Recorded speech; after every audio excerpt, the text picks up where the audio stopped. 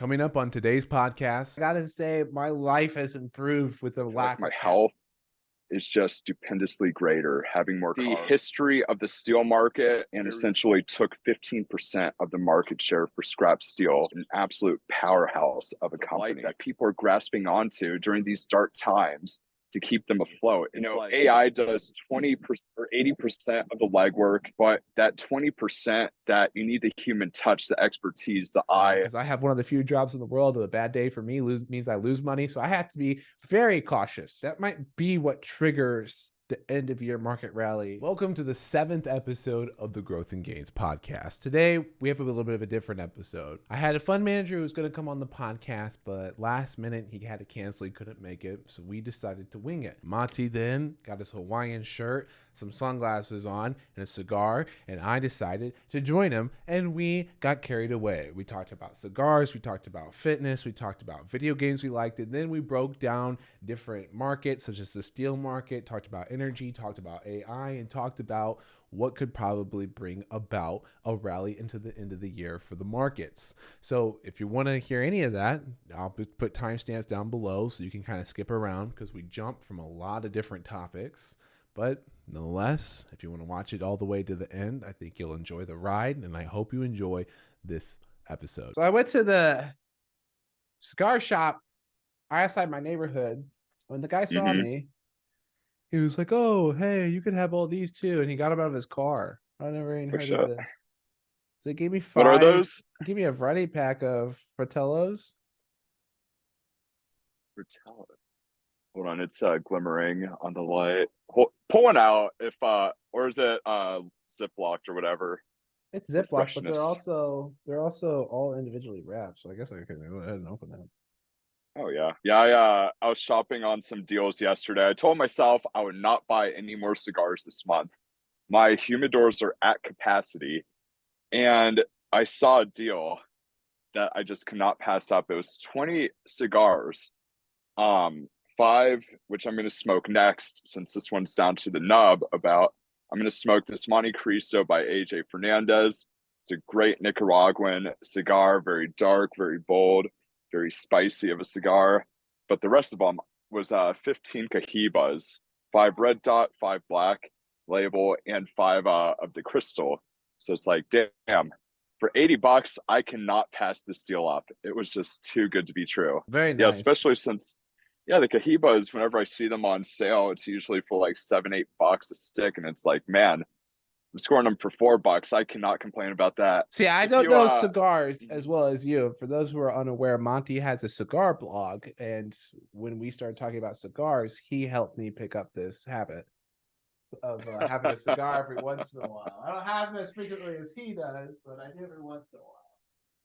I get people into my bad habits of hitting the gym religiously and smoking a ton of cigars. I am dead, man. I am. Actually, I was so. We had a cancellation today. We were supposed to have a fund manager in here, and he wasn't able to make it. So we'll probably have him on in the future. He's a good friend of both of ours, and so today we're going to just kind of free ball it. We're going to talk about the market and stuff. Well, before we do that, because this is the Growth and Gains podcast, we decided that we're going to have a few cigars. And I also wanted to talk about the gym a little bit, because we haven't talked about the gym at all in any podcasts. We're both kind of fitness addicts. And I am mentally and physically drained right now. I'm gonna lie. From yesterday or today? It's the combination. I went to failure with hack squats today with 500 pounds. Oh my God. I got 18 reps, and I got off that thing. Hold on. 18, you said? Got 18 reps, 504 pounds. Oh my God, dude, you're a beast. That is insane. 500 pounds is a lot of weight. I mean, you're obviously the strong man of the crew, but like I've been working out for well over a decade and a half or so now, and oh my God, man, 500 pounds in the hack squat is incredible. It sucked. And I was already not feeling I got a right quad that will not stop being sore. So I come in on the warm-up sets for every leg day lately, And I'm already sore when the first weight, and I have to do like a few sets, build up slowly before that goes away, and then I just wreck it all again. Yeah, be careful with that, man. You don't want an imbalance coming in. Have you well, you have the what's it called? The gun deal, the vibrator thing. Yeah, I don't have it near me, but man, those massage guns, if you don't get a cheap one, because the cheap ones are just awful. Get an expensive one, go wild with it. Like, it's so worth it. It's like one of the best purchases I ever made. Taking that massage gun and hitting my leg, my butt, my back. I've been hitting my shoulders and my pecs a lot because I got some really tight pecs. And oh Oh my man, gosh. especially after yesterday. Oh yeah. So yesterday That we was a workout to be had. both hitting over 300 pounds on the bench, baby. Mm-hmm. A couple singles. I hit Yeah. 2 singles at 315. How much did you get up to? 365, I want to say, 345. I made an attempt at 345, failed it, but I got 2 reps with the 315 though. So I'll be happy with that. I wanted 3, really wanted 3. I got 2. And then did a set, we each did sets of 5 at 285 after that too. Worked our way back down, then finished up with some pause reps at 185, I think. So that was good. For like set Made of sure to like get that 10. hypertrophy. Yeah. That was Yeah, we really good. it's what I like about our workouts, and I posted about this on my Twitter blog a couple times, but what I really like about our workouts is that you having the strongman background, me having the bodybuilding background, you push us to do our single rep or highest weight imaginable, and then I push us to do the heavy repetition portion of the workout. So we kind of balance each other out in those two respects. Man, because I had before I started working out with you, I had no cardio. I mean, I had slightly, especially since I used to be under 200 pounds. I mean, I used to be close to 300 when I was a competitive strongman at my heaviest. And then I eventually went down to middleweight because competing against these monster heavyweights that are, on tons of gear is just, it's awful. It's insane. They're crushing me. They're crushing me. I was not having a blast doing that. I went down to middleweight, was much more competitive. But right now I'm like 250 and just my cardio is just gone since I put on weight. And so I had some health issues and kind of fell off. But then Monte and I getting me back in like gear. And I've Getting you been back feeling into shape, good. yeah. Yeah, man. Feeling It's been better about great. it? Oh Oh yeah. yeah. Oh yeah, feeling great about it, especially since dieting and meal prepping, and we got the pre-workout in, which I got to give you some samples of this Oh, that's right. Yeah. of Derek from More Plates, More Dates, his supplement company.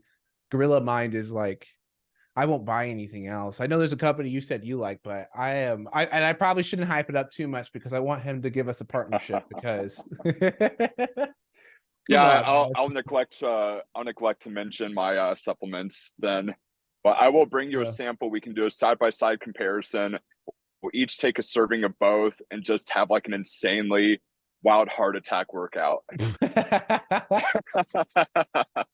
That's a good thing because a lot of people in fitness do go wild with the caffeine, but I gotta say, my life has improved with the lack of caffeine.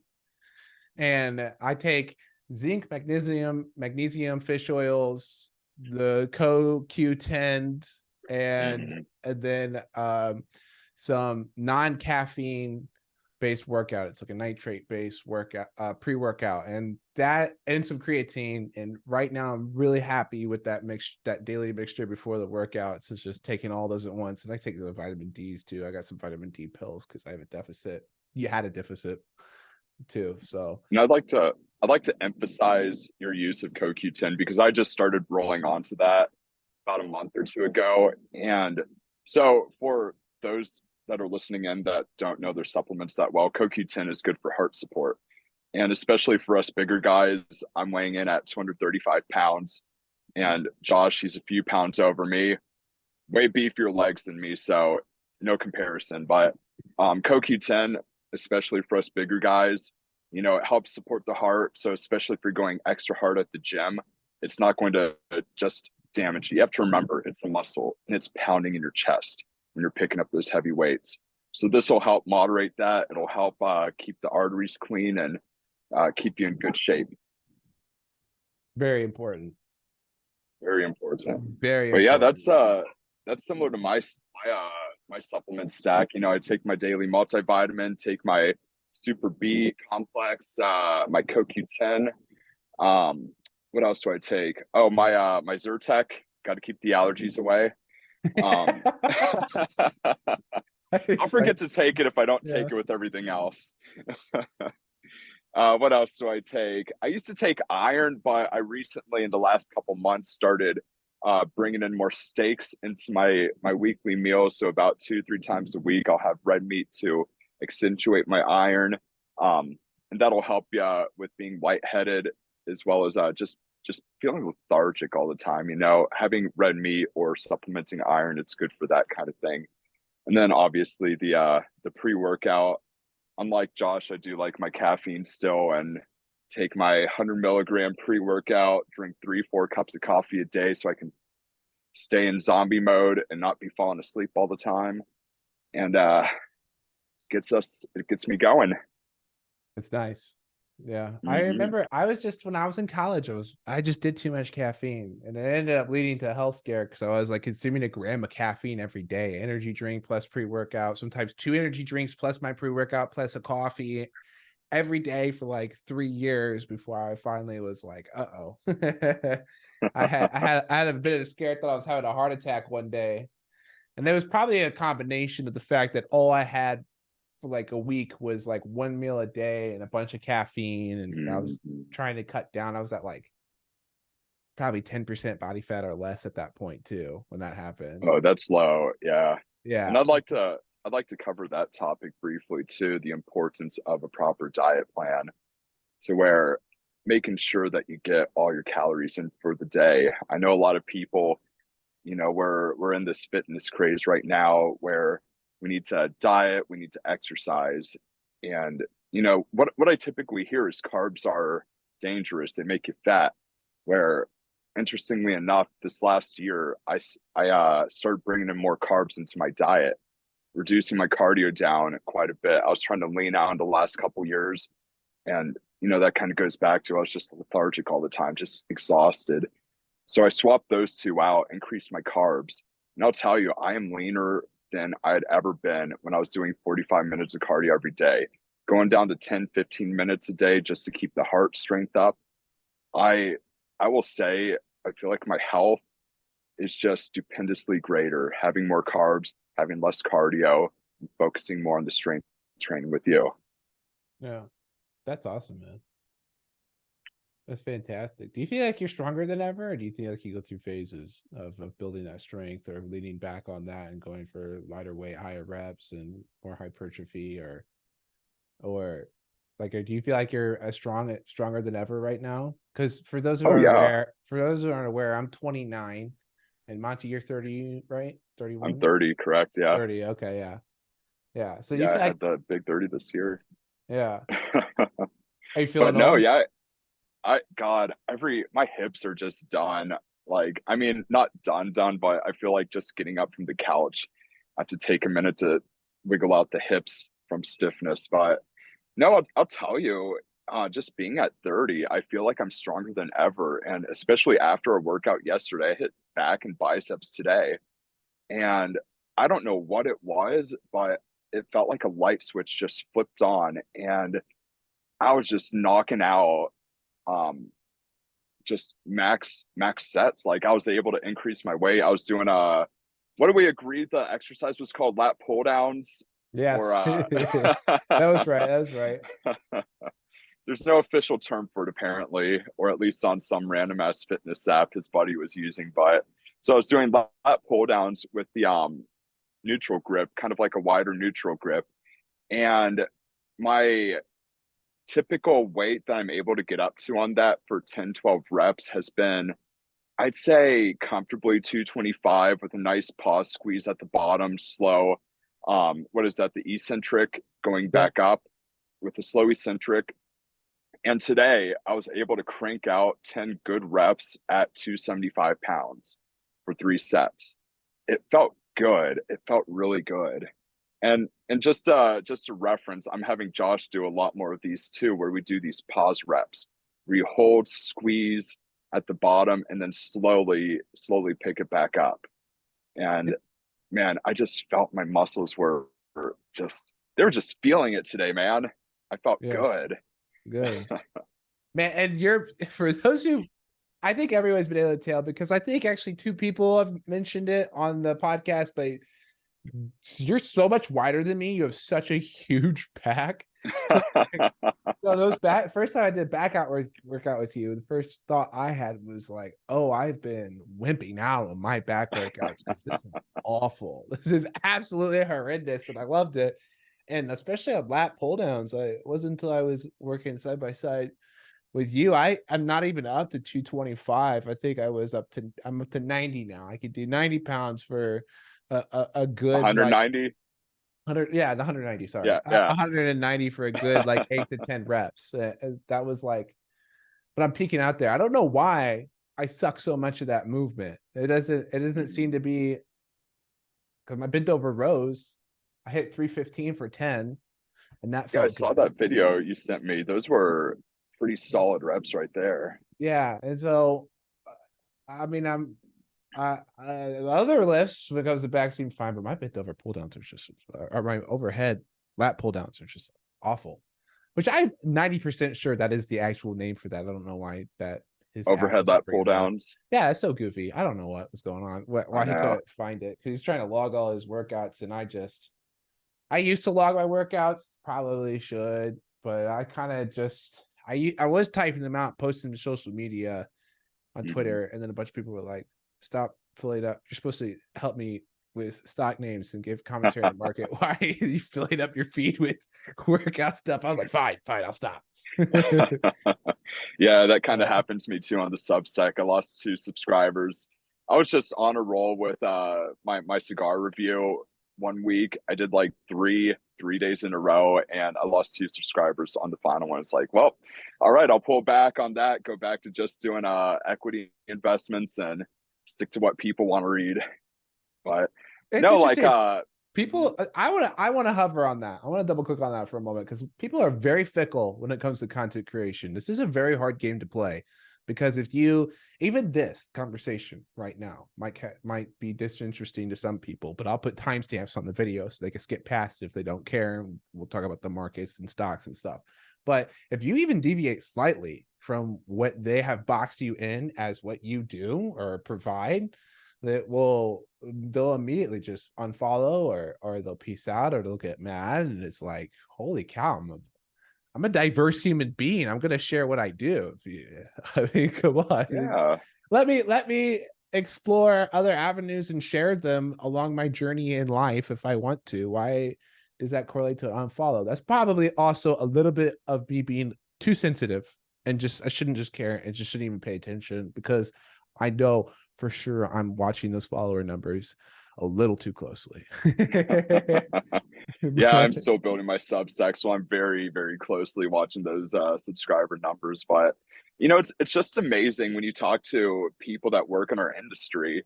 Whether they're analysts, whether they're wholesalers, advisors, whatever it may be. There's one page on Instagram I follow. I can't recall his username, but it's the successful advisor, been in the business for 20 plus years, and he's a power lifter. And every other post, it's inspirational related to finance, inspirational related to lifting, and just him doing his queen jerks and all that stuff. It's and he has an incredible following. And is he the a point is being is, huh? I'm sorry, is he Olympic lifter or power lifter? Um, or what is it? I think, or it Because might be queen more jerk. CrossFit. It Oh, might be okay, more okay. CrossFit, Okay. Olympic, power lift. I mean, his lifts are incredible. Like he's lifting 3, 4 plus 100 pounds. Like he is a massive dude. He's got legs almost as big as yours. Like he is a strong dude. But the Awesome. point I'm trying to draw across is, all these people in this industry, we're not robots that just do finance stuff. That's obviously our day job and what we spend 10, 15 hours a day doing. But, we have our hobbies, we have stuff we do outside of work, like, me. I'm working on getting my drums up here to St. Louis finally after living up here for 3-4 years. So, finally getting back into that. We have our workouts. We have stuff outside of work that we do, like smoking cigars right now. And I'll use this as a moment of honesty for lack of videos I've been putting out lately. I have the new game Baldur's Gate came out, and I don't know if this is going to be disinteresting to you, Monte, but I've been binging that game like crazy. When the market closed, I was like, I'm going to get an hour of this in before the podcast because I have been. It's D&D, but in a video game, and I am an absolute total nerd. And so I've been playing a lot of that lately, and it probably a little bit too much because I've been watching the market, doing trading, back to Baldur's Gate lately. So, but hey, I grew up playing RuneScape, so I'm right there with you, man. Yeah, that game I was the founder of that game, but I was learning a bunch about him. He like couldn't get a job and couldn't even afford a video game, so he built his own, which then became RuneScape. Netted him like over $1 billion, and has now grown and still has like over 200,000 daily users or more. I was like, whoa, that game came out in like 2004 or something, right? It's still way back then. Yeah, that's crazy. I had no clue. It's just incredibly successful, and that was at the height of World of Warcraft too. Like, it was the alternative competing game with, I think World of Warcraft just had like stupendously better graphics and gameplay, but like just for RuneScape, for the sake of it being an MMORPG, it just had incredible success. And I will tell you, that might be one of the reasons why I got into this finance industry. They came out with a global exchange, kind of like the stock market, where you traded, your goods for whatever, you sold them and bought them on a centralized exchange. And back in the day, going to the Tony Greer podcast we did the other week, it's hilarious. So back in the day, did you play RuneScape growing up too? I didn't. I never played it. No. So back in the day, if you wanted to buy or sell something that you couldn't get yourself or didn't have the time or whatever, you would literally stand in a bank and just type out like what you wanted to buy and for how much, and you would negotiate on the spot to a centric price that you would both agree on and transact your product, whether it's like a sword, shield, armor, whatever else you were working on, whatever skills you were working on. So going from that, the old style of the stock market where you would verbally call out what you wanted to buy, going from that to a centralized exchange, they're so similar in that respect. It's just incredible. So that might be what got me into this. Yeah. So I guess we should talk about some aspects of the market then. And I don't know if you want to lead with a Substack article that you're currently working on, or yeah, I can jump right into that. So I did the finalization last night. Had it approved by my editor today for all the spelling, grammatical errors. No one's perfect, but at least ex-Latin teacher, aka my mom, she picks out all the little details that I miss when I'm proofreading. So thank you, Mom, for helping me with my proofreading. Shout out to her. But so the article, it's a little bit lengthier than my typical article, and it covers the history of the steel market very briefly, gets into some of the current macroeconomic themes of the steel market, what's going to be driving it for the next decade or so, and drives into a investment thesis on the company Cleveland-Cliffs. Cleveland-Cliffs is actually a very interesting company to look at. They're vertically integrated iron to steel producer. Traditionally, they were an iron ore miner, and that was their business since 1847. Up until 2020, that had been all they did, with the exception of a few peripherals. during like the late 60s, 70s. They got into uranium mining, into oil and gas. In the 80s, they divested each of those units and focused strictly on iron ore up until 2020. Back in 14, Lorenzo took over the company. He's been the CEO since then. And he had done this with a few other companies in his history. And I guess Cleveland Cliffs, it's going to be his last company that he turns around, brings up to speed financially. And it's just incredible how much the company has turned around. The United States historically has been a powerhouse of a steel producer up until like 1945. Don't quote me on this. I don't have my notes in front of me. I think we were producing something like 70% of the world's steel at one point. And today it's down to 4%. 4%. That is so minuscule compared to China. We produce like 88 million tons annually of steel, where China it's a billion and change. Like, it's just incredible, the difference. But yeah, so Cleveland Cliffs back in 2020, he made two strategic acquisitions, AK Steel and Mattel USA, both steel producers, both specifically manufacturing steel or producing steel with blast furnaces. So blast furnaces, those are the traditional furnaces you would put iron, ore, and coke into, as well as a few other compounds into to produce steel, the end product. And back in the 80s, it became very popular to produce steel using mini mills, a smaller steel mill that used something called the electric arc furnace, which doesn't use coke. It uses electricity to heat the furnace and produce your steel.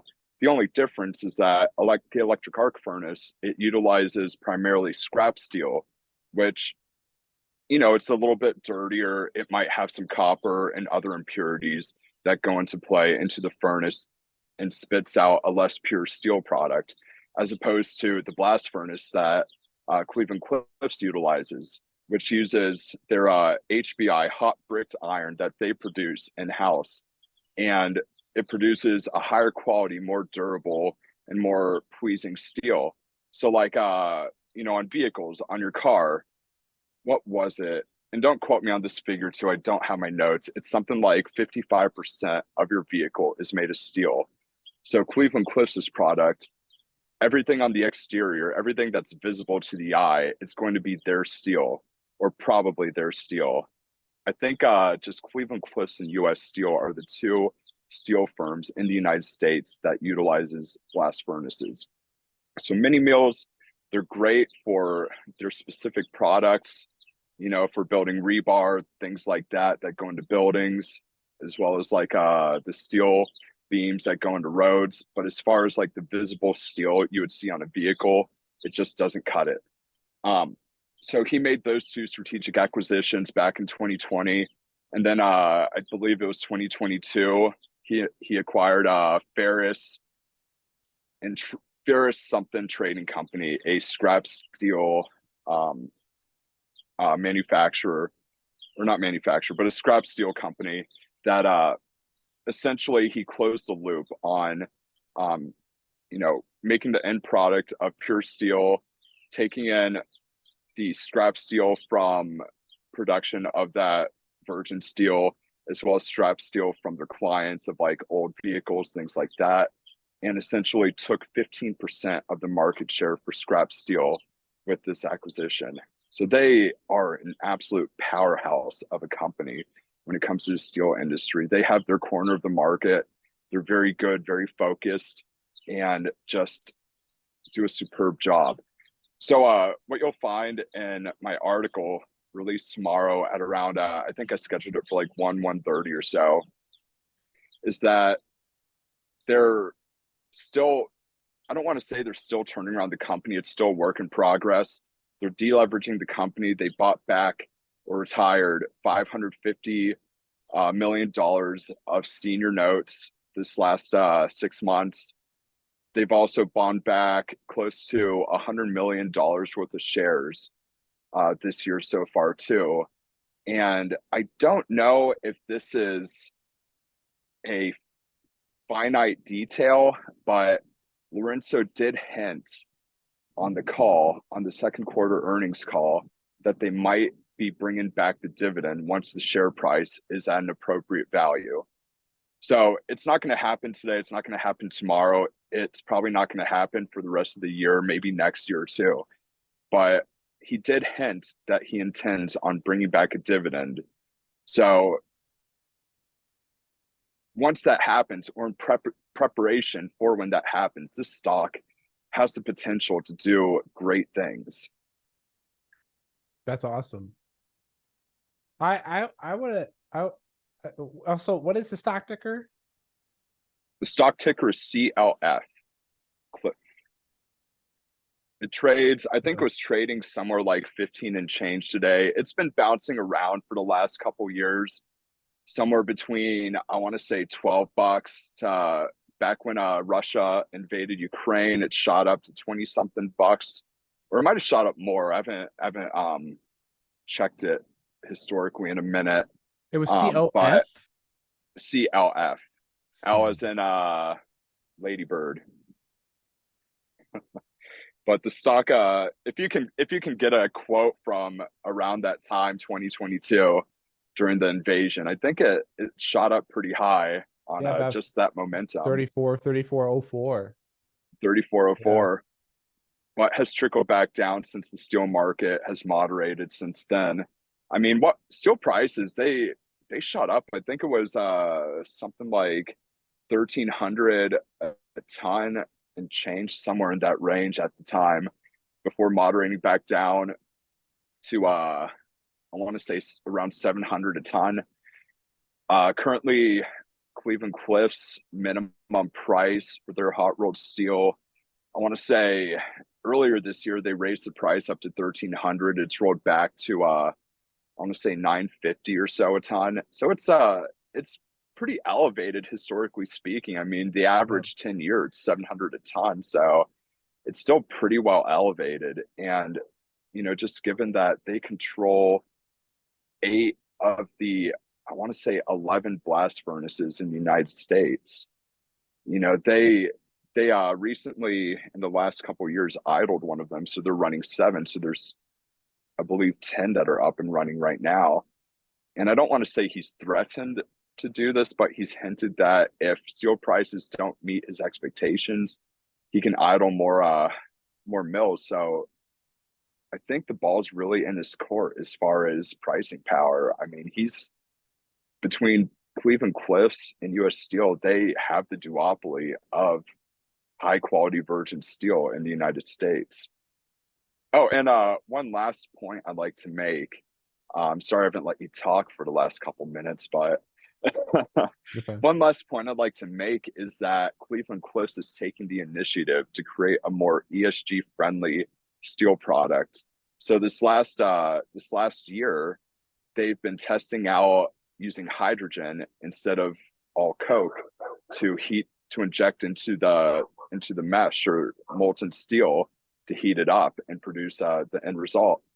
So they recently signed a purchasing agreement with Lind for, I believe, 100 or so units of hydrogen. And they should be, oh God, I think it was like Harbor 4 or something like that. It's one of their mills. They're going to be producing Cliffs H, hydrogen produced steel, to get that ESG score up. And especially for the automotive industry, who's under pressure from the federal government to lower their ESG footprint, their greenhouse gas footprint. This should, greatly improve their scope 2 greenhouse gas emissions. So, the value's there. And on top of that, they're including a $40 surcharge for the steel above, the rest of the industry. So they have pricing power for their quality of steel. That's awesome.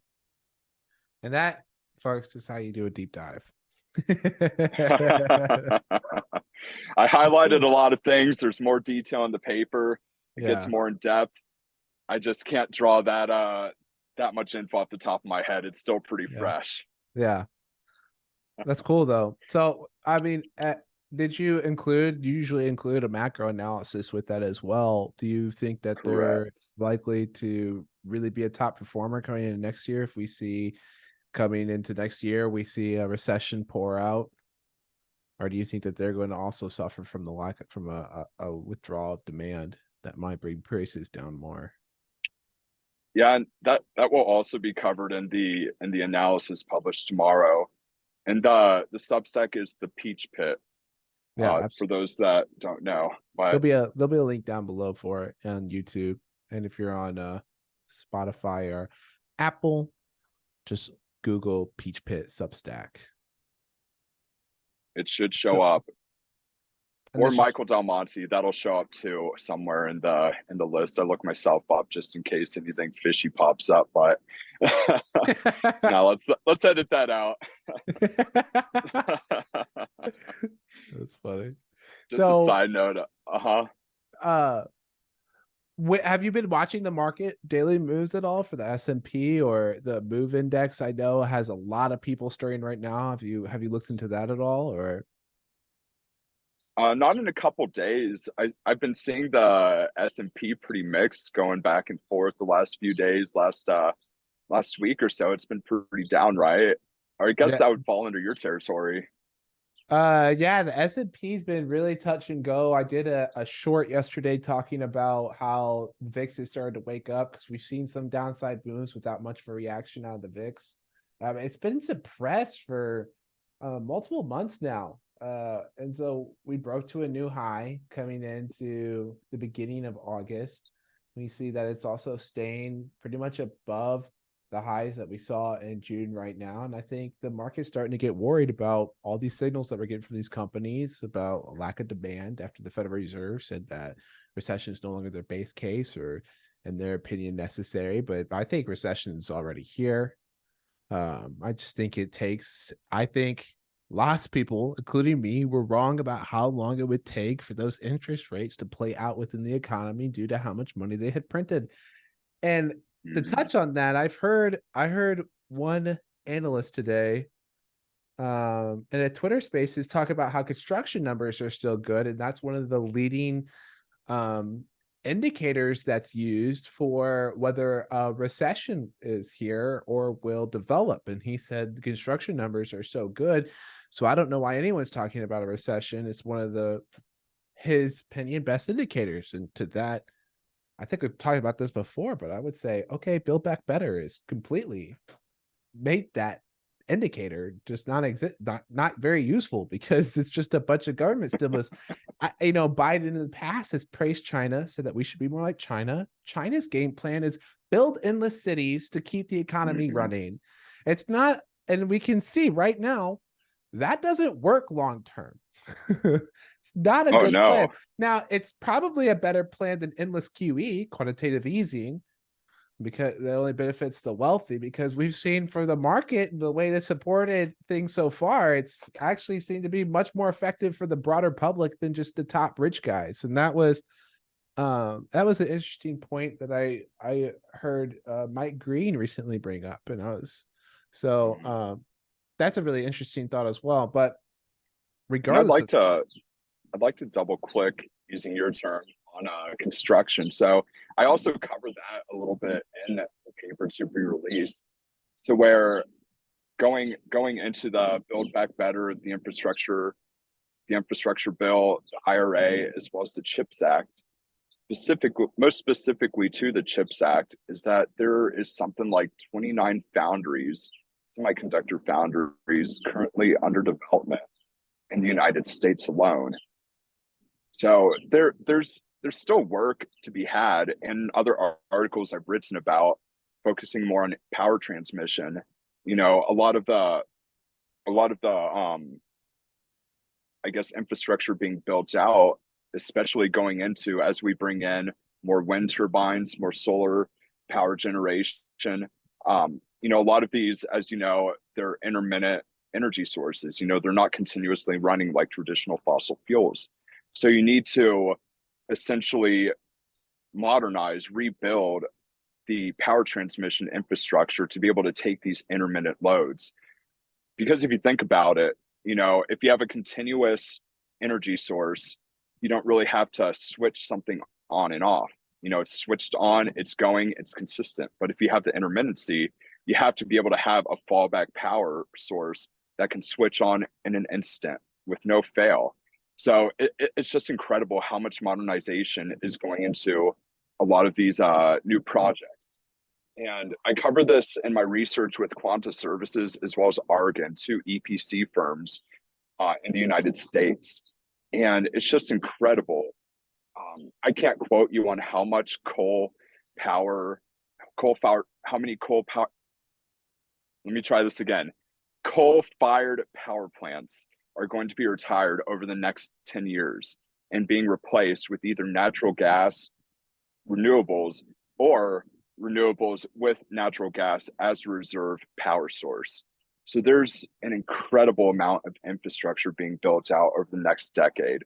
Whether that comes into play this year, next year, that's to be determined. But I believe just over the next decade, I think long term, over the next decade, there's going to be a tremendous amount of capacity being just converted from those traditional stinky coal plants to something a little bit more ESG friendly. That's There's a lot of steel in that too. So yeah, there is. Goes into that thesis. That'll be interesting. So, how's that Camacho treating you? Well, it's treating me very well. Sorry, I was just thinking about what I want to cut back into the steel thing. What led to the decrease of exports from the U.S.? Why did we go from 70% to 4%? Was that because of a more globalized trade, and so China was just cheaper, so most countries went to that? Actually, doesn't China get a good portion of their steel from Australia? Or I believe they get more copper from Australia, but that is a very good point to bring up. And I keep saying I also covered that in the article, but I also covered that in the article just because of how pivotal it is. Yeah. But interestingly enough, it was Japan that really transitioned from being an export to an importer. Just, going back to World War II, 1945 is about when that transition, unfortunately, if you've seen Oppenheimer, it's more fresh in your mind, but there was a lot of damage across Europe, across Japan from the World War II. So this led to the United States exporting a ton of steel to rebuild their infrastructure. And, in conjunction with that, these countries were rebuilding and building out their steel production. So it kind of transitioned from us being the exporter to them being able to self-produce, and then them becoming the exporter.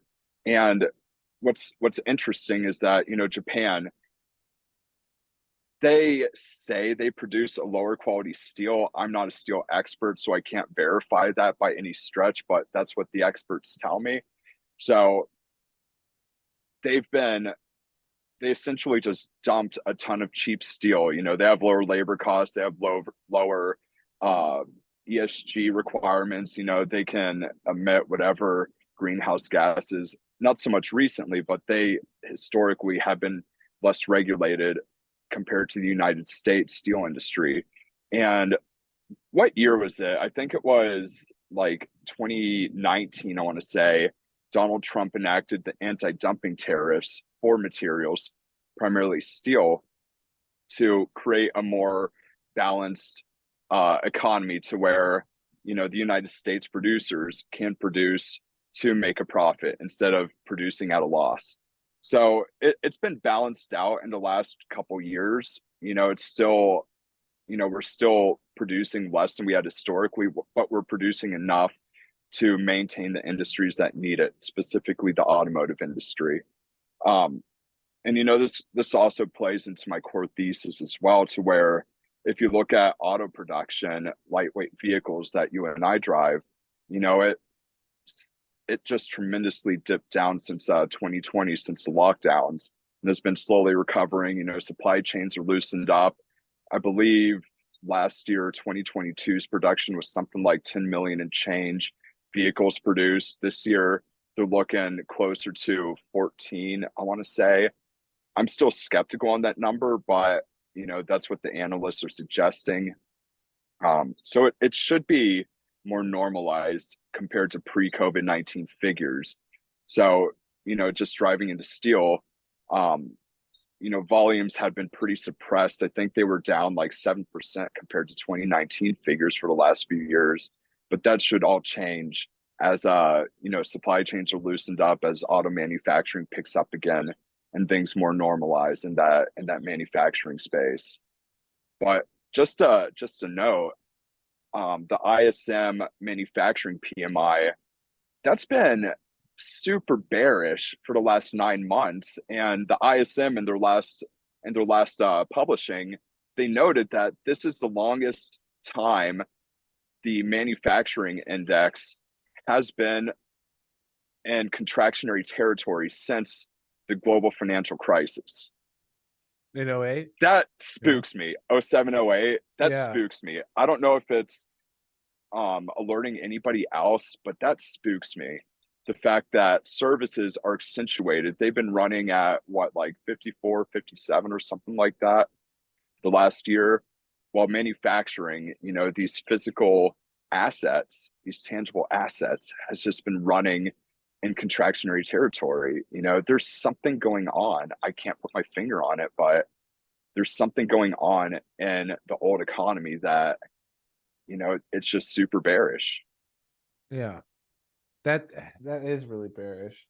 There's also been more bank failures and different failures among companies as well that have been happening to a smaller extent, but some of them up to 500 million and stuff, and you haven't really seen that hit the headlines either. There's been a lot of warning signs, and it's I think the market's maybe catching on to some of that, and we've seen some weakness, but every day buyers keep stepping in. We saw today on the CPI coming in line, which I thought could run hot, although so hard to predict that in the short term. It's the long-term outlook. Yeah, it's the long-term outlook where you can be a little bit more the semi-long-term outlook, not like 10, 20 years. You go out that far, impossible. But if the semi-long, you're trying to identify a trend, that's where you're usually going to be the most accurate. So I was thinking it could come in a bit hot, but it looks like energy. I also, after that happened, by the way, I guess, to just follow up on the short I put out. Sorry to deviate from what you're talking about. That was all great info, but let's go into the short.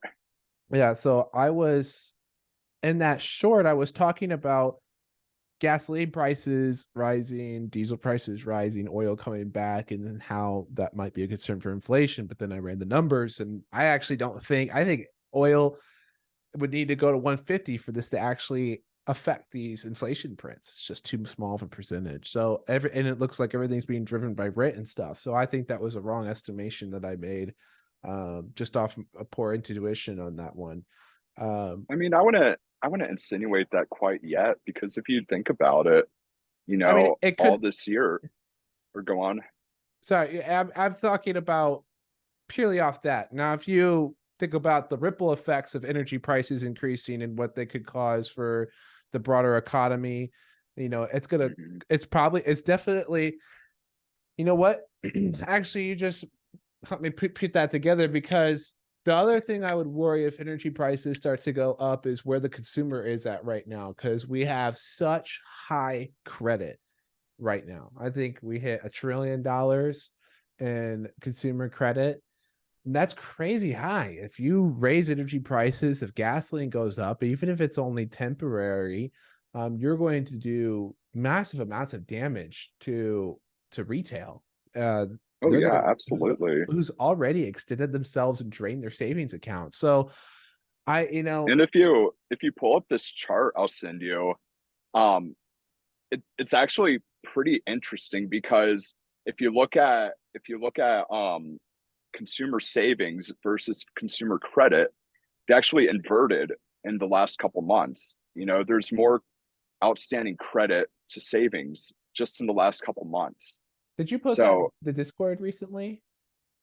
yeah, I believe I put it up there on the Discord, but if you want to, show it up here on the YouTube video, Yeah. it's just I don't know if that's an indicator, but it's the first time in a while that this has happened. And it could just go to show that consumers are being more extended. And I don't know if you pay attention to your food costs as much as I do, but just the fact that, my shopping cart at Costco, it's gone from, $300 to $500 in the last year or so. It's getting expensive, man. And, to circle back to energy prices, energy costs, for the last year, oil's been in the high 60s, low 70s, kind of trending in that range. And as of recent, it's in the mid 80s now per barrel for WTI. Yeah. And OPEC plus, specifically Saudi and Russia, didn't they just cut like 2 million barrels a day of production? I think every month, so for past like 3 or 4 months, they've been doing some sort of cut. And I think that's because they know that we've drained our reserves and they're anticipating us to do some buybacks. Now, I was talking to someone who heard a great rebuttal for that, and that was the fact that we've Mhm. become more of an exporter than we have previously. So if we wanted to combat that without having to refill our reserves, we could simply just export less, and get by okay. But I would think that would bring some concerns to the main fact that our allies who are struggling for energy are the ones that we're exporting to. And so um And bear in mind too, we produce light sweet crude, and we need a medium grade oil to go into the reserves. So if you think about this, we don't refine, well, we don't necessarily refine our local oil for gasoline in the United States. We import from Saudi for the heavier grades of oil, because that's what the refineries are set up for along the shipping channel along the coast in Texas. Those aren't made for refining WTI. So we absolutely need to continue exporting our oil and importing the proper grade of oil. Now, there are some workarounds, such as blending with the heavier grade that Canada produces. However, I think it was God, I think what was it? It was Trans Canada's pipeline, the one they were building out a couple years ago that was blocked by the Biden administration. yeah, they're Um, right. name is completely slipping my mind right now, but it just created more challenges for collecting stranded oil reserves and shipping them down to Texas to refine and blend with the light sweet crude. So there's obviously challenges domestically as far as how we can build those reserves. And to get to your point on export versus import, what oil executive in the right mind would sell their product at a lower price to fill the reserves when they can sell it at a higher price internationally? Same with like natural gas. Why would they sell their natural gas to utilities locally when they can make, some multiple selling out in Europe? And that's exactly what's been happening. And I can't remember which analysts mentioned this. It might have been Goring and Rosenzweig that talked about it, but um, they're expecting kind of like a new equilibrium price for natural gas between the United States and Europe, to where whether the European TTF for natural gas kind of reverts down, or the United States um, prices revert up. But there's going to be some price change between the two, to where our natural gas, it's trading at what, 280, just under $3 these days, up from like two and a quarter or so earlier in the year. But the expectation is that our prices aren't going to remain cheap for very long, because now that we have more export terminals, you know, producers are going to opt to get that higher price per million cubic foot. So, if you think that inflation, at least headline inflation, is over, there's a lot of just implications that are going to come through as far as the energy industry goes that may change that. Yeah. No, that's huge. That's big inputs. I also don't understand the oil industry to the extent you do for like what different classifications do what, or what needs to be blended with what, or who provides which, you know, uh, category of oil. So that's was great insight because I was unaware of that. So basically, if they wanted to refill the reserves, let's say worst case scenario, they continue lowering, China stimulates their economy, they join the demand pool, oil spikes 150 barrels, then the US says we're going to stop exporting or and refill our reserves. I mean, they would basically have to nationalize basically the oil industry like Argentina then. I mean, to do that, because it would be totally not in the favor of the companies, right? No, Am I absolutely. And their job Yeah. is to maximize our shareholder value, not to, appease the United States government. Yeah. I mean, Exxon, I don't want to say they gave Biden the middle finger, but they essentially gave Biden the middle finger a couple years ago when he was trying to get oil prices down from that 120 spike we saw by producing more. And they said, yeah, we're not going to do that. We're going to maintain our responsibility. We're going to maintain our discipline and not overproduce like we once had back in 14, 15. Yeah. And good on them. Well, and I actually remember that very clearly because they were also saying there were tons of reserves that were not being utilized, or not reserves, but there were tons of different Yeah, new duck areas. wells, Yeah, drilled incomplete. that they could utilize, and there were also new areas where they could drill as well if they signed a contract with the government, although the contract terms said that the government could shut down the drilling at any point if they wanted to. There's a bunch of this complete bullshit written into those Mhm. contracts. It's like, well, who in their right mind would ever take this? Seriously, And it I makes no I sense. I remember that very well because that was when Biden was coming out and also even blaming gas station owners who make almost nothing off of gasoline. Oh, Like their margins they're are so thin. yeah, they make money off of snacks Yeah, it's the and retail store. yeah, it's a retail store basically that has provides this other service that makes them barely anything. And he was blaming them for raising prices. It's like you're gonna really blame these what is mostly small businesses for this? Like that's I a mean, these are not to bring race into this, but these are typically minority owned businesses too, right? oh yeah. Like at least in Houston, I mean, it's a lot of Middle Eastern guys, a lot of Afghani guys. These are small run businesses. It's not like Darren Woods of Exxon runs the gas station at the corner of I don't know, but it's like Yeah. these are not big oil run gas Corporations. station. Yeah, Yeah. I mean, This it is might have the BP name on it or the Exxon name or the Chevron name on it, but the he's business literally itself. he's literally just saying that to trick the average American that doesn't get it. And it is Exactly. and He wants to blame everybody but himself. I've heard a lot of people, especially the political side of YouTube, say that Biden hasn't done anything to stir conflict between people. He's not a very hateable president, even if you kind of don't like him. And I was like, no, he's done some pretty questionable things, in my opinion. And I'm not trying to be partisan here either. I never tried. I always tried to escape that any way I can. Anytime someone pins me down for one side, I will tell them all the things I disagree with to try and escape it because I do not want to be pinned in some political pigeonhole. But Biden has done plenty of things that just make you want to slam your head through a wall. It's like, what are we doing? What are you talking about? Complete, utter nonsense.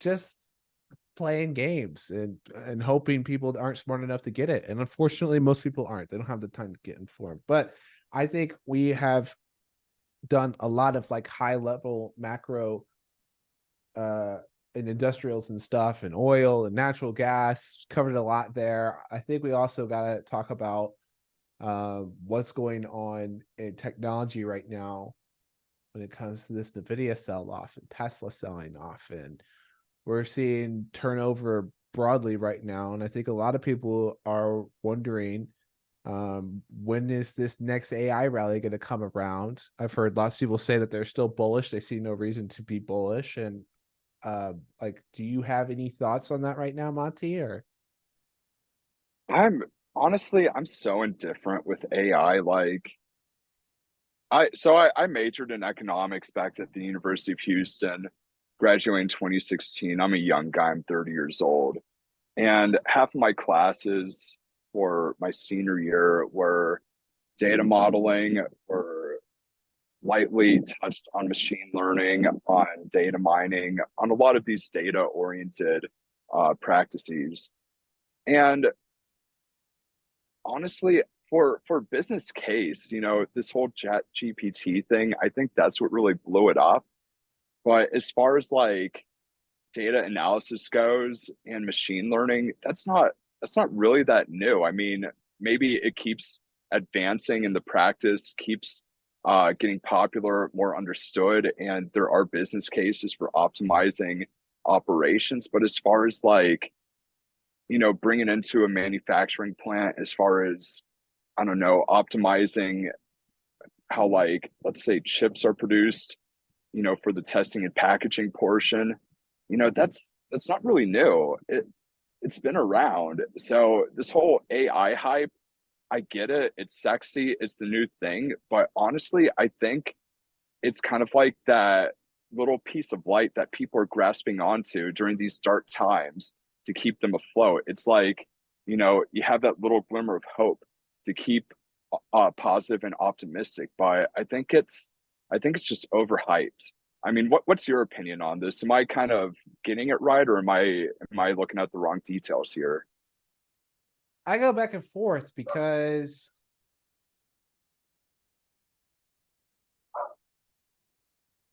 I could see some of the optimism as to say, as people saying this is a way to combat a incoming retirement crisis, because we needed some way to up our productivity to make up for the fact that the much larger generation is retiring and a much smaller generation is now expected to support them in their Medicare and Social Security. And if you just look at the way the data is right now, unless something majorly improves in our ability to be productive, like, this will not happen.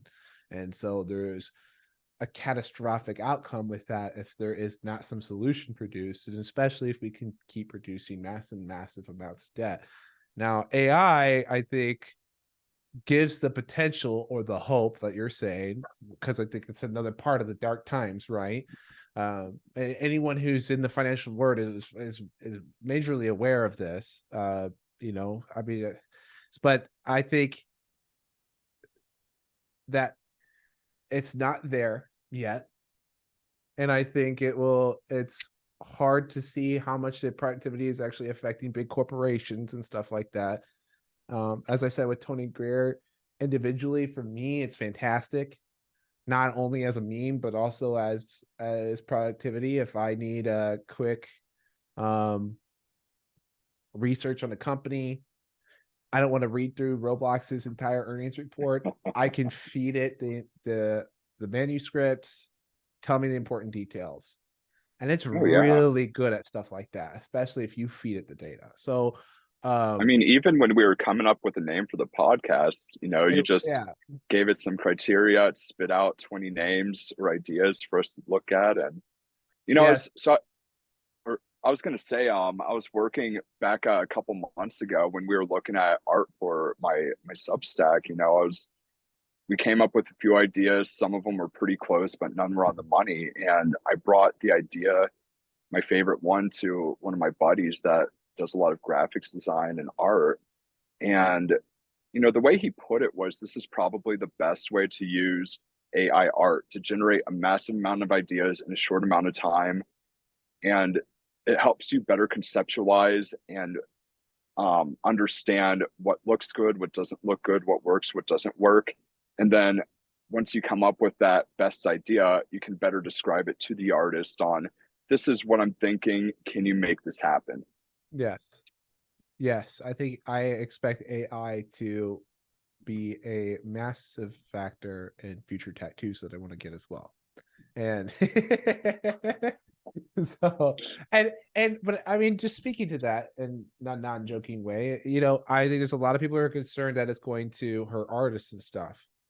But it's kind of worse than that, because basically if you're a low tier producer within your company, you're a low tier producer in art, you're probably not even gonna have a job. But It's fair. if you're top dog and you can do that, produce a bunch of different ideas with AI, take that, turn around, put it in Photoshop or draw it, and create a Mm-hmm. physical piece of hand-drawn art, because I think there'll be a novelty now to hand-drawn great pieces of artwork that will actually just continue to majorly boost that market. I don't think it's going anywhere, the collectibles and stuff like that. So and also the industry when it comes to graphic design, like this is assistant, this isn't a replacement, because it just can't be precise as you want it to be. Maybe in the future it could be so precise that you can get it to do exactly what you want and fine-tune details. I've seen Adobe work with that. I've been playing with their new Photoshop AI a lot. It could be really good. It could still be buggy, but it seems really close to where you want it optimized at. Now, there's still the skill set of, hey, if you suck at using that, you're not going to have a job anymore, because everyone who's good at using it is going to be able to produce 20 times the amount that they used to, because it's so much faster with AI. And you'll likely see that happen as well. If with most companies, you have the 80-20 rule, right? 20% of the people usually do 80% of the work. I think that could change to 20% of the people can do 100% of the work. And you won't even need I anyone think else to so. help, because they'll all have AI assistants. So, I mean, that can be really troublesome. And then in my mind, you got to go to like UBI or something, because what are you going to do? Especially if they're not even driving stuff around, and not even just drivers, but ships. I mean, ships should be easier than driving, except for when it comes to maybe parking, or docking. But I mean, and then how long before pilots Yeah. have an AI? No I longer mean, a co-pilot. Your co-pilot's just an AI. And if you need an yeah, but they still have emergency, autopilot, right? Is that they a real still thing, or is that just in the movies? they do have autopilot. Autopilot is still not as trusted, because if you need an emergency land a plane, pilot's probably gonna be Yeah, better you than that. need some real life Yeah. experience. So But I'll just know, like I want to emphasize that it's good for, maybe that's the new 80-20. AI does 20% or 80% of the legwork. It generates all the ideas. It can fly a plane after landing and takeoff. But that 20% that you need the human touch, the expertise, the eye that can, sift through the details and know those real life situations, or has experience with those real life situations. I think that's the new 20%. Like, the person that's going to finalize. So going to your stock analysis discussion on Roblox, it did 80% of the legwork, which personally I think it's a pain in the ass. I hate having to go through.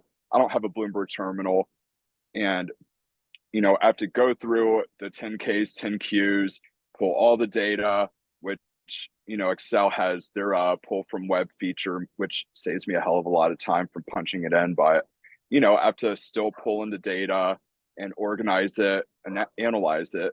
Whereas, if like I had a Bloomberg terminal or something that could assist me in pulling all this data, it'd take 2-3 hours of work, turn to 5 minutes to where I can focus on doing the hardcore analysis and understanding what I'm looking at. So, I think AI is going to be the new 80% administrative legwork. And then, it still needs the human touch for that last 20%. I mean, you wouldn't make an investment based on what AI told you, right? You'd collect the data, read through it, understand it, and then make your investment. yeah. And I mean, I'd be interested to also, and I haven't done this yet, but you could get an AI to debate with another AI. So I would love to see an AI debate on another AI and whether or not Roblox is a good 10-year investment, and just Be see where. careful, man. You Yeah, might end up with Skynet that way. yeah. But Hey, I mean, let's we agree created. that people are the problem. Yeah, well, I mean, we have taken ChatGPT 4. For those who are unaware, who are not members of the Discord, we've already completed or created a alternative version of it that hates humans, and then we make it talk to them. It'll still answer your questions, but it will be a total jerk while it does that. It will be Super berating, cheeky. belittling, and it's super cheeky. It is hilarious. It's the only way I want to interact with AI now. So I just love it, man. I just it's love it. yeah. So we've actually uh with a blessing from OpenAI have created a Discord bot and a Slack bot that people can use as well. So if you're interested in that, you can message me or DM me, because that will be public. Um, I think next week we'll have a website where you can just go in and get the bot for yourself. But stuff like that is so much fun. Anyways, I just derailed myself a little bit, but Just going showing back, off the power of AI. yes, and go ahead in the glimmer of hope. Will it actually be beneficial overall to the economy, though? I'm not so certain, for the job loss that we just talked about, for the lack of actual helping with the industrials and creating products that we need for day-to-day lives. It might be help for optimization of those things. If it can make new discoveries, maybe that becomes a huge factor. If AI can make nuclear energy even more efficient than we have over the past 50 years, or make even smaller reactors. We're working on many different mini nuclear reactors. That's really cool if it can help with that process for biotechnology. That's where I'm expecting tons, and why I still hold lots of biotech stocks, which I've been actually looking at doing some averaging. That's where I expect the holy cow before AI hits consciousness. I don't know if it ever will. But at the same time, we don't know how consciousness works. So we might accidentally make it and still not understand it, because we don't fully understand even how the AI works, because we'd have to have the AI probably explain it, and it can't. So, yeah. But if we do stumble upon that, then maybe it will do, they'll have the court battles and everything that Tony Greer was speaking about. Before that, I think you'll have the biotech one, because all you need to do, and I'm shocked this isn't occurring faster, because I thought people would leap on it, and I haven't heard any really rumors about it, but I know for a fact it's coming, that someone's going to upload all the genomes that we have so far, and start using AI as just a puzzle solver. It's literally what it's like the best at, is solving these puzzles. And if you get at the full genome, you say, how do I get this piece to fit here? What is controlling this? And if you optimize it for that, and maybe that just takes time to do, longer than I anticipated. Maybe the science world isn't yet focused on that. But if you do that, you're going to make some massive discoveries in biotechnology. I think you're going to solve a lot of the issues Well, currently if stuck if on. you think about it, sorry, if you think about it, that kind of already exists to an extent too. Like CRISPR, how long have they been doing it? They've been doing it for, or at least they're inching their way towards it if they're not already doing it. I know that's their big drive, but also back in CRISPR, CRISPR Mhm. took CRISPR maps the immune system of bacteria, hijacks that methodology, then uses a virus to insert uh, uh, a set of genes into a specific uh, spot that they want within the genetic sequence within a cell, right? So they could be highly targeted and highly specific. They got that locked down, but they still need to map out, and that's why their applications are so specific, even though the technology is so general, because they still need to map out the specific target of what they're trying to solve, right? And so a lot of the major discoveries that occur within this space is one research team that's halfway across the world from another research team discovers the missing piece they need, but they don't know each other, and it literally is just waiting for the connection to be made. They're like, you have what we need.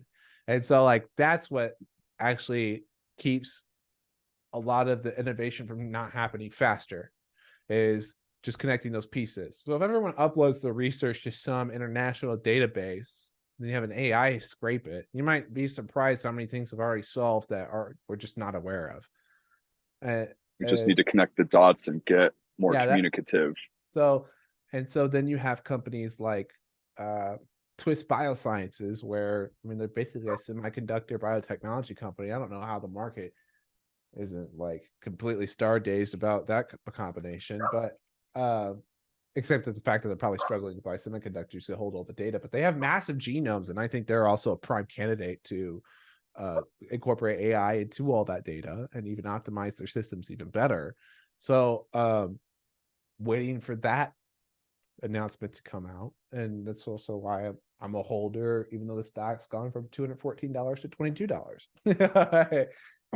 My average isn't too extreme as that difference between the high and the low right now, but I think there could be big possibilities here for that. This is way over my head here. So you're the pharmacist, so you get all this stuff way better than I do.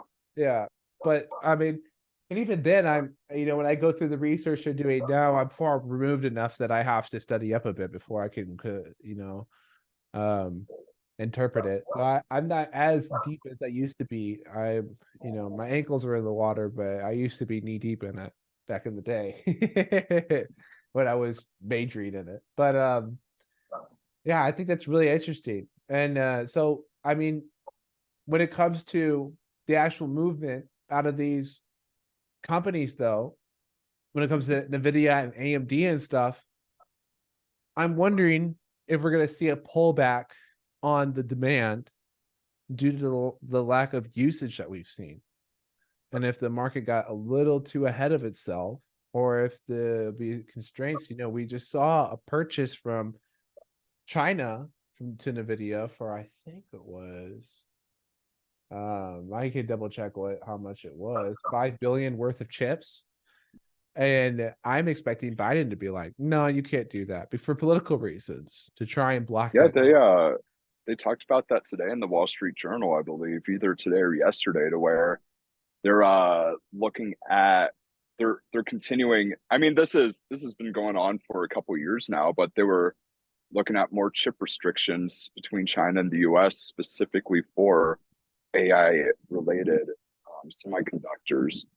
And so, like, help me understand this, because from my perspective, from my understanding, NVIDIA designs graphics related chips. And I don't quite understand how, that quite correlates with this AI craze. Like, because I'd imagine. Mm-hmm. It's just a math machine, basically. Mm-hmm. It's from my also elementary understanding, but with help from multiple computer science majors and coders and people who are experts at this that are in the Discord, because there's a bunch in the Discord. Discord is littered with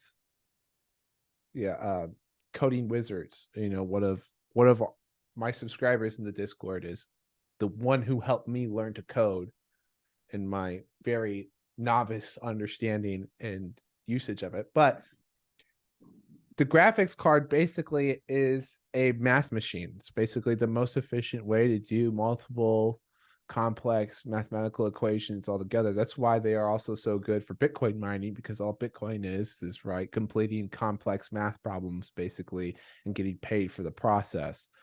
And so producing graphics is the same process. You're basically just doing massive sets of calculations, and the graphics cards are the most efficient way to do that. And so there's also different optimizations, though, within different types of graphics cards. So some are more optimized to do what Bitcoin does, and some are more optimized for actual gaming. So there is a slight difference that I can't explain to you what that is, but that is why they are the best for all these different use cases.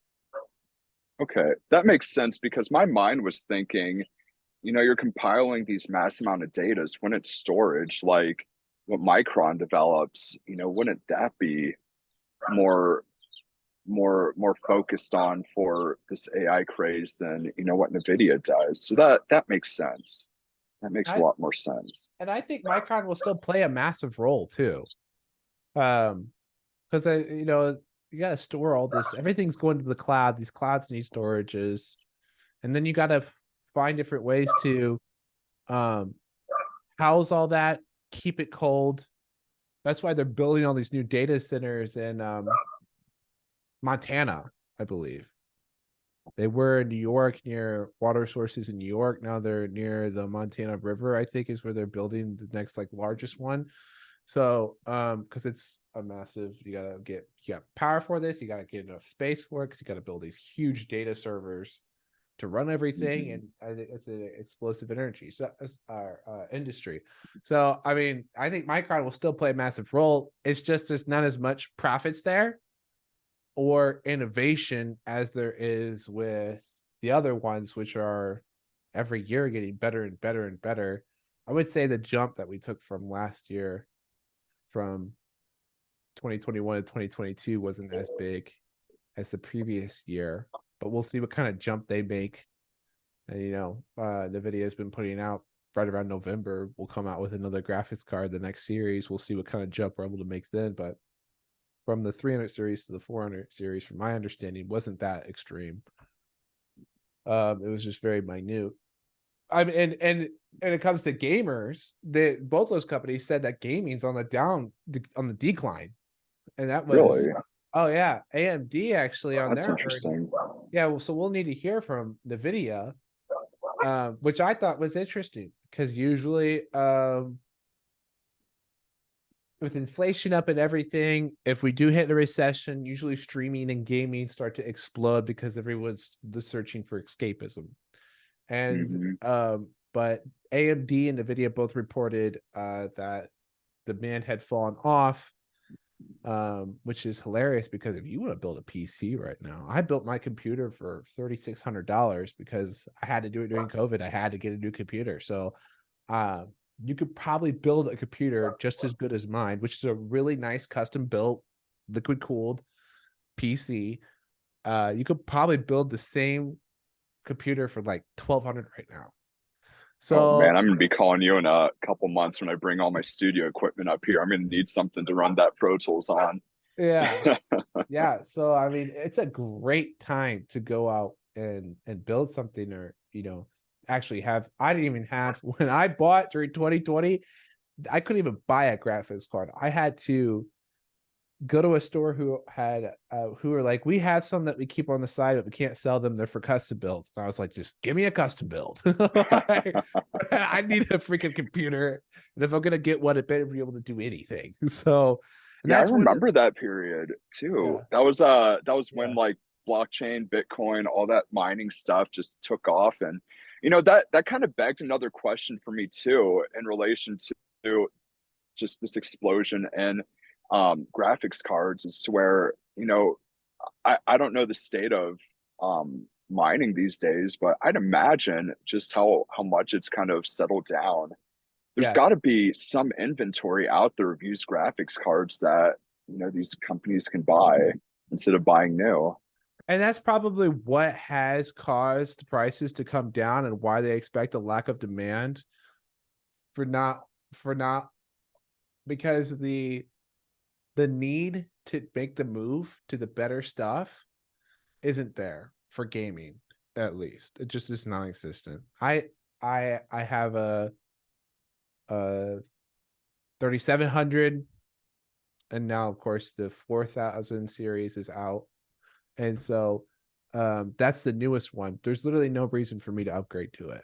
There's literally not a game or a program or anything that cannot be run with my computer with ease, while I also run my trading software, while I also live stream, while I also am on Google watching a YouTube video.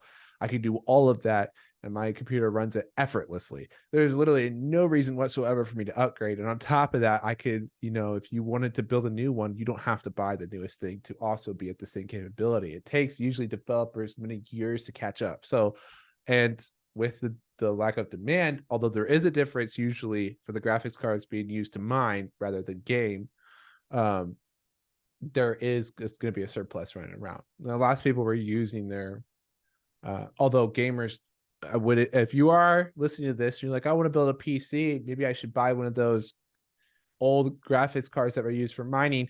I will say that those have a lot of wear and tear on them, and I'd be cautious about buying a used one that was previously used for crypto mining, because those are literally running 24/7 nonstop. So they take a lot of wear and tear on them. So you're probably better off getting something new rather than rolling the dice on it, because you're still going to spend several $100s on it. So for $200 more, if you can get it new, just do it rather than Don't go buying. cheap on it. Yeah, and I'm usually a stingy person. I do keep track of my food prices. You were wondering that earlier. I keep a very close eye on it, on everything, because I have one of the few jobs in the world. A bad day for me means I lose money, so I have to be very cautious with my spending and keeping a good eye on that. But when it comes to something like a computer, which is literally what I run my business off of, there is no budget. It's a blank check. Whatever I need, I get. It's just one of those Requirement. things. Yeah. You're expensing it, right? Yep, expensing it. Yeah, it goes under the LLC for There you go. sure. Yeah. But And that'll be something we talk to your dad about in a couple of weeks, as far as personal finance, financial planning, things like that, how to cash run flow. How cash to flow. how to be your own personal bank using life insurance. How to diversify away from market risk. I think it's important. But we'll talk about that in the future upcoming podcast.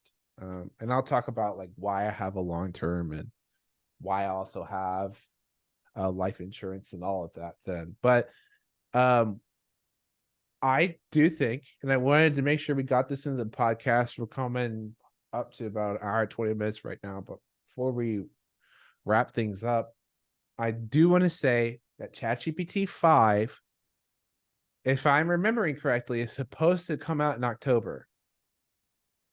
And if it's the leap from 3 to 4 to 4 to 5, that might be what triggers the end of year market rally that I'm seeing potential for in the technicals. So this could be big. Yeah. And I mean, there's some people even speculating that it develops consciousness. Other people are saying that there's no way it can because we don't even understand consciousness. So how would you anticipate we could, by any means, construct it? I talk to a lot of coders in the Discord. They tell me that it's a stupid concept because it's just a bunch of math and a program, and the idea that it could become conscious is just silly. Because they're so adamantly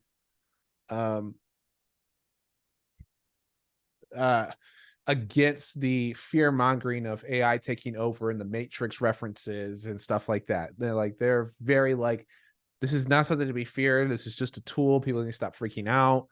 Like, it's going to be bad actors that use AI that are going to be the issue, not the AI itself. And Elon Musk is out of his mind. That's what I hear from a lot of people who have majored in this and work on it on the day-to-day. But when you also talk to some leading experts in the field, they say, well, we don't really even know how it works. We create all these learning language models, we put them together, and then we let them go for how they communicate to one another or how the parameters interact with one another. There's too many for us to even realize how it's filtering through it. All we know is that the output works. And we literally just put in a bunch of different inputs until the output was what we wanted. And so that's why it's so hard to optimize Bard AI to not be an impulsive liar. That's Google's issue, because they don't even really know what's happening in the in-between phase. And this is like a very elementary summary of the way that AI works, but nonetheless, the focus should be on the fact that mid-weight process is not understood. So if there's something going on there that's deeper than we expect, and there's no way for us to identify it's occurring. So if you make something that's exponentially better and it does become conscious, you might not even realize it is conscious. So That's a wild concept to think about it. is. Referencing, your biotech interests. It's kind of like we're in the old medieval phase of understanding AI, to where, if someone was sick, you put what was it? Not slugs.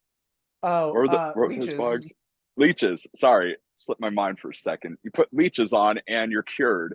Or like, those old wives' tales type things where, just how to cleanse your body or like amputate because it's bringing evil forces or something. It's like we're kind of like that. We don't quite understand it yet. It's kind of effective, but we're still figuring it out to where, it's going to eventually be like modern medicine to where, based on these criteria, we understand the problem, we understand how to diagnose it. So it sounds like we're still figuring it out as we go. We don't quite know why things happen. We just know they happen. Yes. Yes. And that's actually, I think, a great analogy to use for it, to be honest.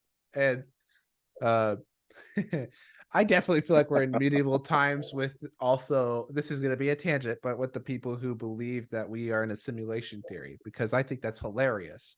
I find that, not to get too philosophical, but I find that so uh amusing that we have become so advanced yet still devolved to basically like caveman drawing on cave walls using whatever's in our immediate environment to explain the universe. Like, we just discovered coding as humans, what, like 10 years ago. We're already trying to use it to explain why the universe works.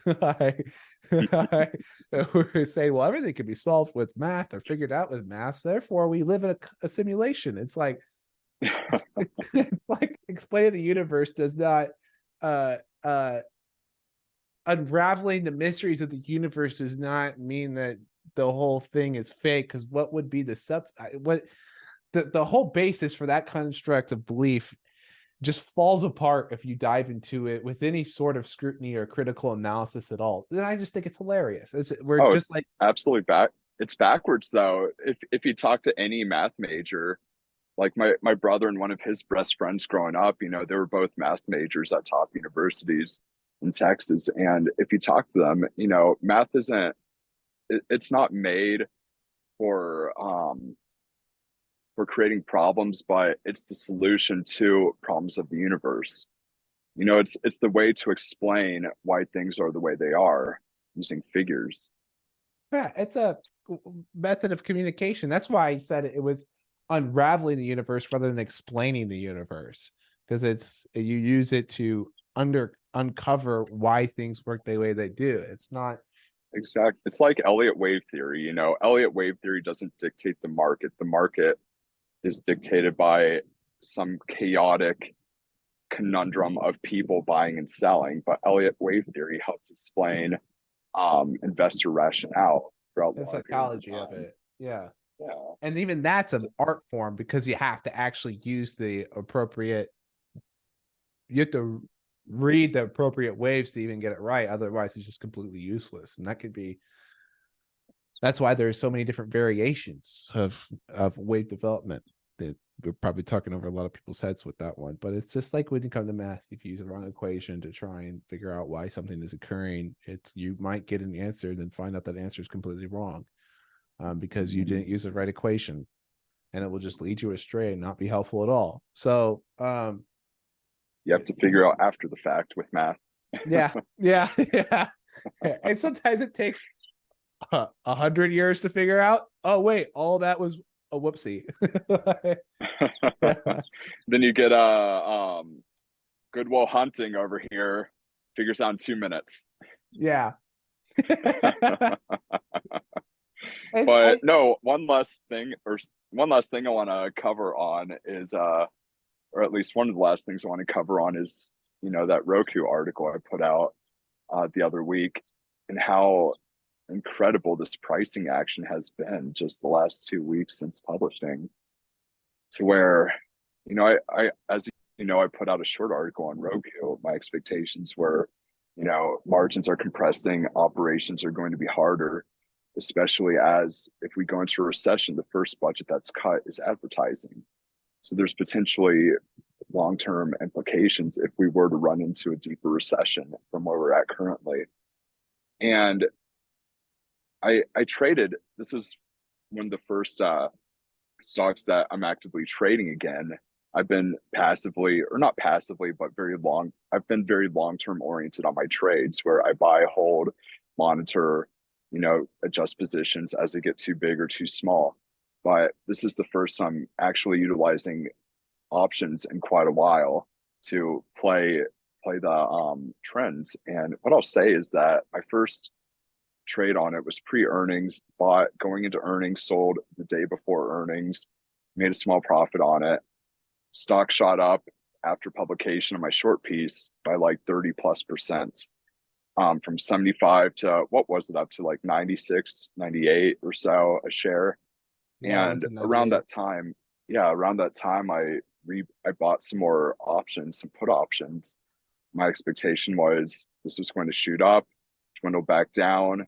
It became clear that a lot of that price action was from short covering from the long-term tech trend. And I'll tell you, I was looking at my account today and I'm right at break even on those puts. I mean, I was down 90 something percent on them and just held on back to break even. So, it's not quite out of the game yet, I'll say. Yeah, that's a crazy trade. Yeah, Crazy it's been a trade. stressful couple nights, couple weeks.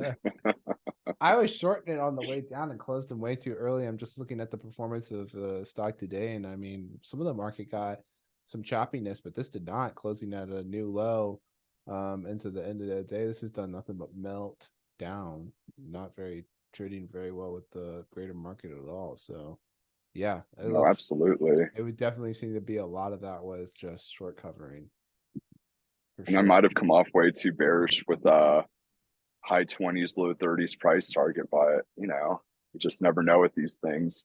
It's a growth tech company. It's based on momentum and belief that the longevity of top line growth is there, and I just don't see it. With advertising in general, I was expecting a much bigger move away from the company into the individuals, or even just for a greater idea of disruption. I'm expecting more individuals to come up with some of these big um content creators that have these massive personal brands where they get more views than some of the top rated. Well, that might be a bit extreme, but they get as many views as some Netflix show, or greater than Mm-hmm. 2-3 times greater than, like Mr. Beast. I don't know if you're aware of who that is. Are you? Oh yeah, I've seen a couple posts about him. Yeah. So like he created his own. He tried to get in the food industry and ended up dipping out when he discovered how bad margins are and how I read he's hard it is to keep the being kids. litigated about that too from his ghost kitchen. Yeah, maybe. But the issue with that, right? Because it seems like a great idea. If you're an entrepreneur, it sounds like a great idea to have a bunch of companies provide the meat for you and you sell the brand. But then you have a bunch of issues with the quality won't be the same because different companies are producing the burger. And then that reflects poorly on the brand. So some of them are really good, some of them really suck, and you can't regulate that output because you are not the one actually doing the production. So even though it sounds great, it's actually not that great. That's Because the it's like, whole McDonald's model, though, standardization across the entire yeah, platform. yeah. So, which they can do because they own all the cup. Yeah. So all the individual locations where he didn't. He only had one location, which I don't know if he closed that or not. Or maybe there is more, but he can though. And Logan Paul's also done this. Not a fan of his at all, but he's partnered with Prime. Of course, he's not the mastermind for that because there's no way he could be. But You just don't like this guy. I really don't. I really, really don't. But there is he's got someone partnering with him to create that Prime energy drink, and Mr. Beast has candy bars, and I would expect to see a lot more of that. I think they're just early trendsetters. I don't know why this hasn't occurred faster. Maybe just a lot of these people that blow up on social media are not very business into entrepreneurial mindsets, and maybe they're just lazy and they got lucky, and so they don't want to do anything else but just live stream or create whatever video they want. But Could be. I mean, look at all these but I athletes though. still, Like Shaq yeah, he owns like a number of franchises. like Domino's and a bunch of other brands. Yeah, but He I'm thinking of in the context of Shaq makes his own pizza place called, um, oh, yeah, instead of or franchising and running the operations. yes, where he Okay. creates his own brand, his own production, and then we, just like Prime is completely owned. They make their own products, ground up, and then Logan Paul is the face of it, or him and KSI. Okay. I would expect more of those to challenge some of these long-standing Coke and Gatorade,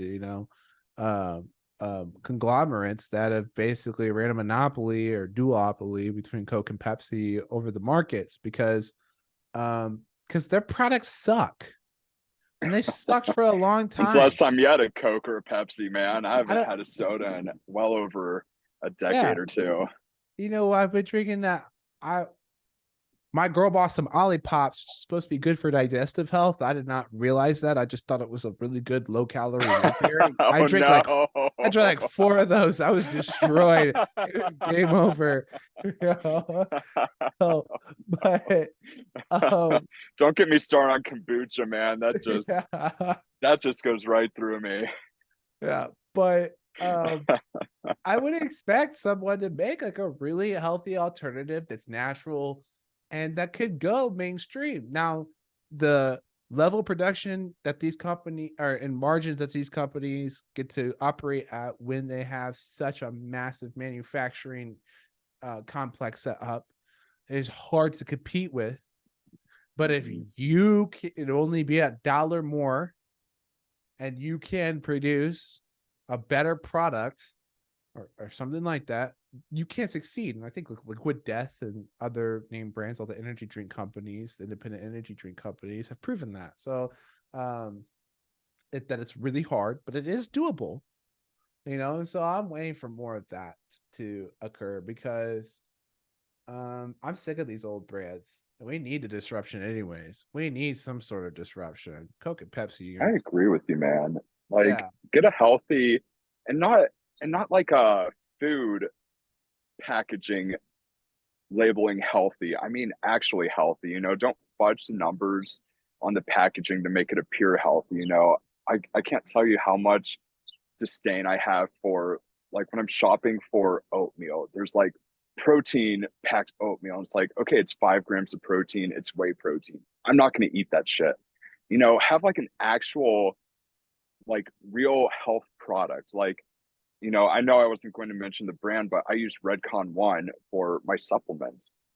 And if you read the food label on the ingredients that go into their MRE, their protein powder, at least for the MRE protein powder, whey isn't even on the list. It's like beef protein, chicken protein, salmon protein.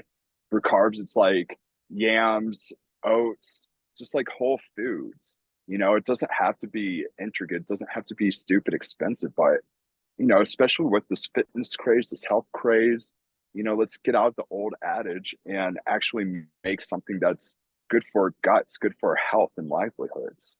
yeah, Sure, it might cost a couple extra bucks for the consumer, but I'd be willing to pay instead of like, I don't know, let's say a Coke is $1. I'd be willing to pay $2 for a healthier drink that I can enjoy. It just makes no sense to me that nobody's fully submerged themselves, other than this one brand that I really like, into making an actual healthy product. yes.